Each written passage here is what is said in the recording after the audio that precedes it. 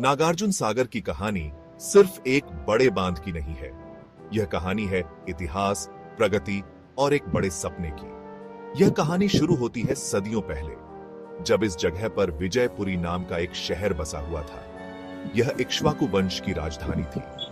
लेकिन इस जगह को सबसे ज्यादा शोहरत मिली महान बौद्ध दार्शनिक आचार्य नागार्जुन से। उन्होंने यहाँ एक विश्वविद्यालय, यूनिवर्सिटी और ज्ञान का केंद्र स्थापित किया था। यह घाटी वैली विद्वानों, भिक्षुओं और यात्रियों से भरी रहती थी और कृष्णा नदी इस शांत इलाके से आजादी से बहती थी। इस क्षेत्र का समृद्ध इतिहास, जिसमें कई स्तूप और मठ थे, मिट्टी के नीचे दफन था।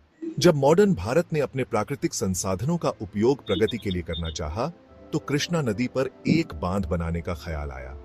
यह सिर्फ एक बांध नहीं था, बल्कि यह एक बड़ा प्रोजेक्ट था जिसका मकसद लाखों किसानों की जमीन को सिंचाई, इरिगेशन देना और बिजली, हाइड्रो इलेक्ट्रिक पावर पैदा करना था।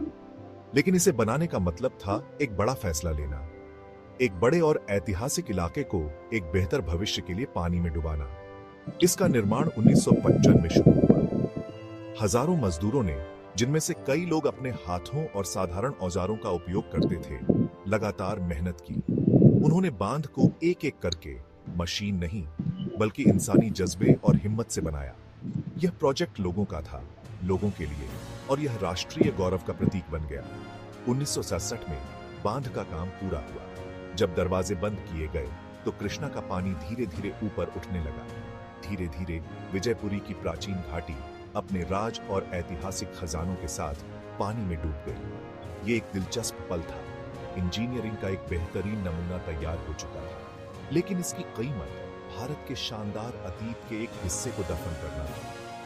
इस जगह को नागार्जुन सागर नाम आचार्य नागार्जुन को श्रद्धांजलि देने के लिए दिया गया, जो कभी इस जगह पर चला करते थे। आज नागार्जुन सागर इस अद्भुत दोहरेपन का प्रतीक है। यह विशाल जलाशय, जो हरी भरी पहाड़ियों से घिरा हुआ है, बहुत सुंदर है। यह तेलंगाना और आंध्र प्रदेश के खेतों को सींचता है, लाखों लोगों का पेट भरता है और घरों को रोशन करता है। लेकिन इसकी शांत सतह के नीचे एक डूबा हुआ शहर है, जो अतीत की एक चुपचाप याद दिलाता है। बांध की कहानी बलिदान और प्रगति की एक शक्तिशाली कहानी है, जिसमें एक प्राचीन विरासत ने समृद्धि के एक नए दौर के लिए रास्ता बनाया। यह एक ऐसी कहानी है जो हमें सिखाती है कि सच्ची प्रगति अक्सर उस पुल को बनाने से आती है जो था और जो हो सकता है को जोड़ता है। और कभी-कभी सबसे बड़े स्मारक एक भूले हुए अतीत की